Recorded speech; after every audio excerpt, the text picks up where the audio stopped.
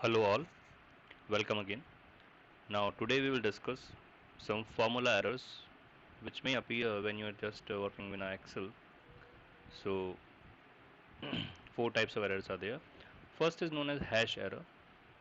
In this hash error what happens?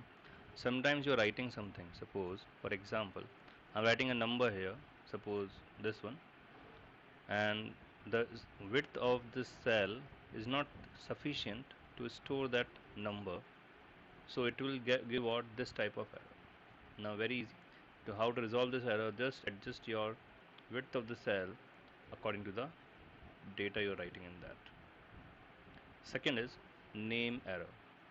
Now this name error appears when you're writing the function name wrongly.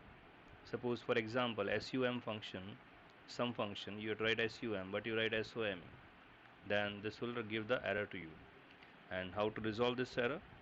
Just put the correct name. Then next we have the value error.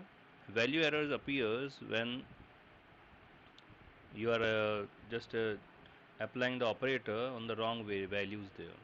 So for example d6 is a 55 and e6 is a text we are having, and you are trying to apply a plus operator on this d6 and e6, so it may give the error to you.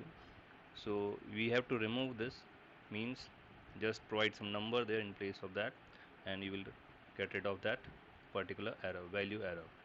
Now next we are having division error.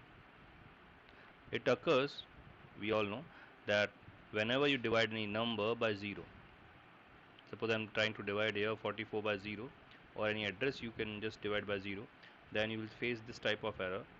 So how to remove this error?